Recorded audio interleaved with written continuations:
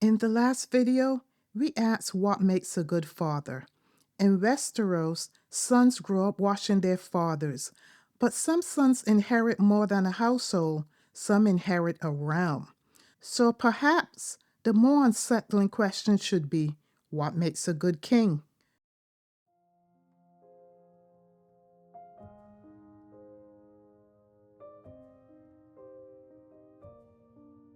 George R. Martin does something curious with his kings. He gives them names: the cruel, the unworthy, the conciliator, the good. But who decides what good means?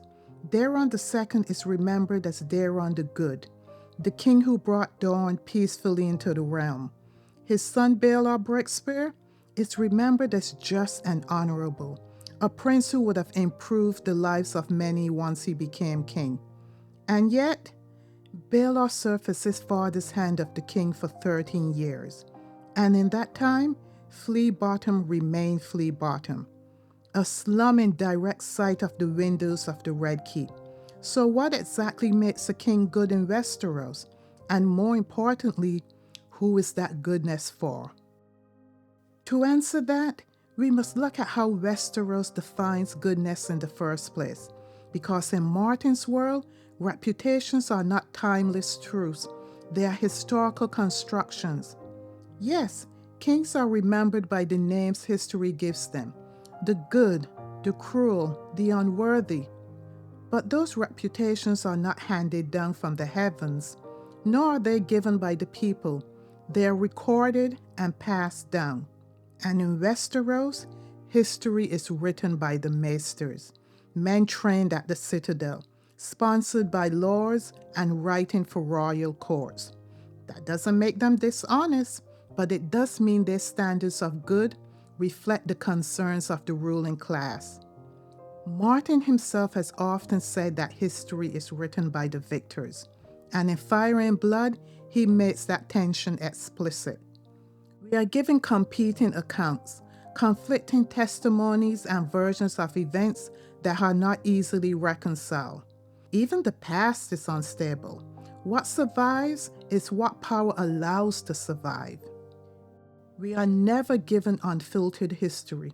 We are given history as it was recorded, preserved, and passed down by those in power. But if the past itself is contested, then so are the reputations built upon it. When we look at which kings are praised and which are condemned, a pattern begins to emerge. The good kings tend to be the ones who preserve the order. The bad kings are the ones who destabilize it. But order among whom? Stability for whom? In Westeros, a good king is one who keeps the peace among lords. But peace at the top does not always mean justice at the bottom. If we want to understand what Westeros calls good, we should begin with the king most often described as the greatest of them all, Jaehaerys I, the Conciliator. His reign lasted more than 50 years. He reconciled the crown with the faith. He codified laws. He built roads. He stabilized a realm shaken by war and religious unrest. By nearly every historical measure, he was a success. And yet, one of his most enduring acts was not a road, not a law, or even a marriage alliance. It was a doctrine. The doctrine of exceptionalism. Faced with the faith condemnation of Targaryen incest, Jaehaerys did not abandon the practice. He justified it. The doctrine argued that Targaryens were different, set apart by blood, dragon fire, and destiny. What was sinful for others was permissible for them. When Jaehaerys and Queen Alysanne flew to Old Town, their dragons were not merely transportation. Alysanne landed Silver Ring atop the high tower itself. No threat was spoken. None needed to be. Negotiation and supremacy arrived together. The faith would accept the doctrine, peace was restored, and order was preserved. But the idea had been formalized. The Targaryens were not like other men. They were closer to something divine. Jaehaerys is also remembered for reform. He funded roads, he completed the dragon pit, and strengthened the realm's infrastructure. Rather than heavily taxing the small folk directly, he placed levies on luxury goods favored by the nobility. In a feudal system, however, burdens rarely disappear. They simply shift. Lords answer to the crown, small folk answer to their lords. So stability was maintained, the realm prospered, and the hierarchical order itself remained intact. If Jaehaerys represents the gold standard of greatness, then Aegon IV stands as just the opposite, Aegon the Unworthy. His reign is remembered for excess, gluttony, lust, vanity, favoritism. He legitimized his bastards on his deathbed, and in doing so, he fractured the line of succession. The Blackfyre rebellions that followed would stain the realm with blood for generations. He is condemned, rightly so, for destabilizing the realm. But notice how that condemnation is framed. Aegon is unworthy not simply because he was immoral. He is unworthy because he endangered dynastic stability. His greatest sin in the eyes of history was not his personal vice, it was disorder. The realm fractured and lords had to choose sides. Succession became uncertain, and the peace at the top was broken. Once again, goodness appears tied to stability. The king who preserves the hierarchy is praised. The king who unsettles it is condemned. The history dwells on which banners were raised, which laws declared, which houses split, and we are told how the realm suffered. But the realm in these accounts almost always means the nobility. The language of worth is aristocratic. And so, after chaos, the next generation sought peace.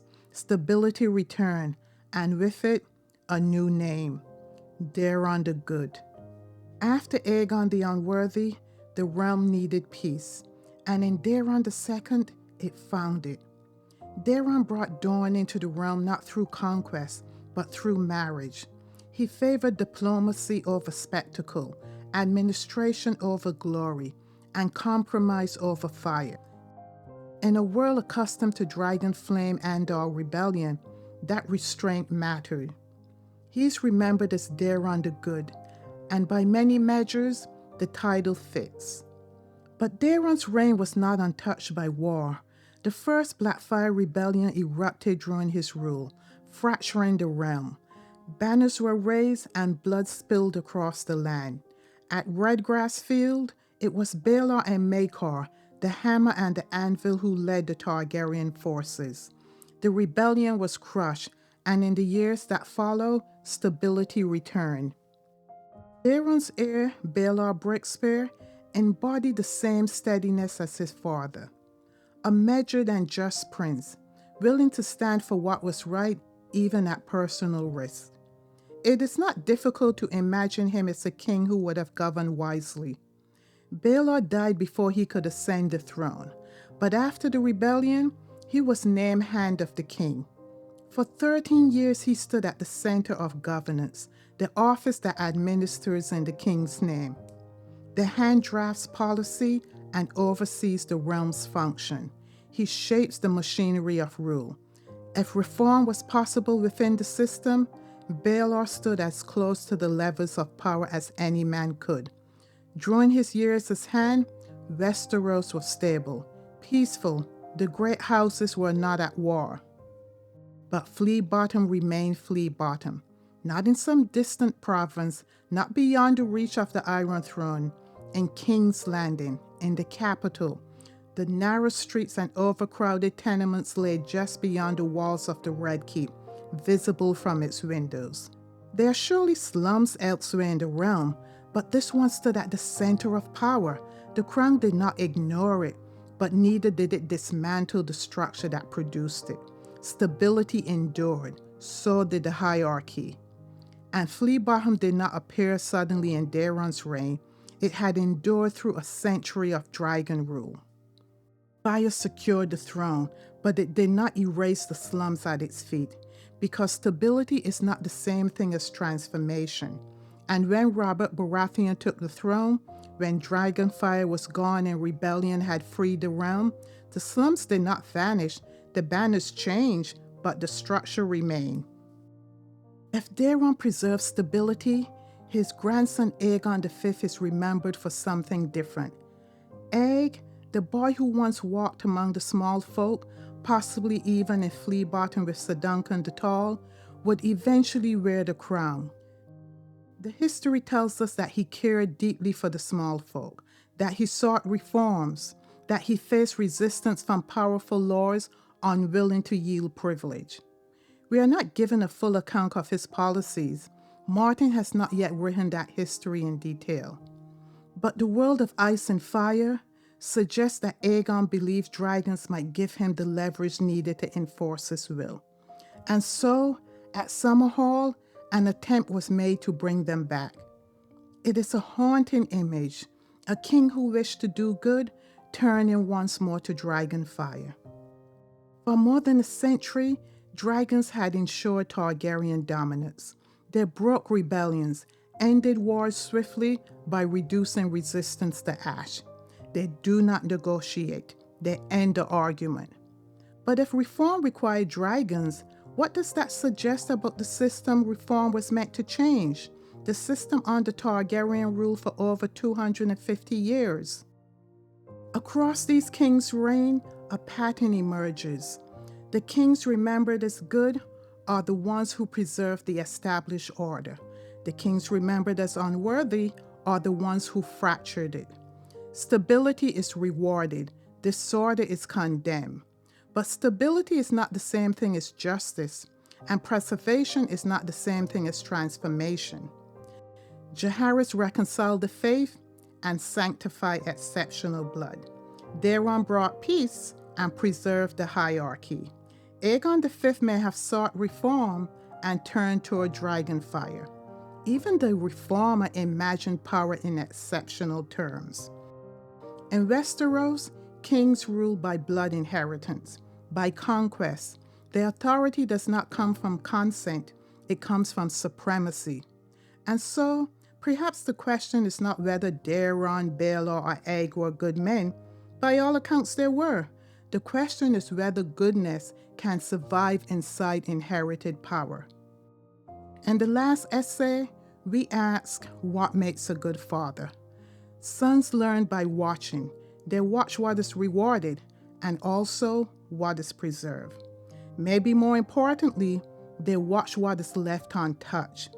And in Westeros, some sons do not only inherit crowns, they inherit their father's idea of what power should be. Martin's histories do not give us simple heroes, they give us systems, and in those systems, even goodness has limits.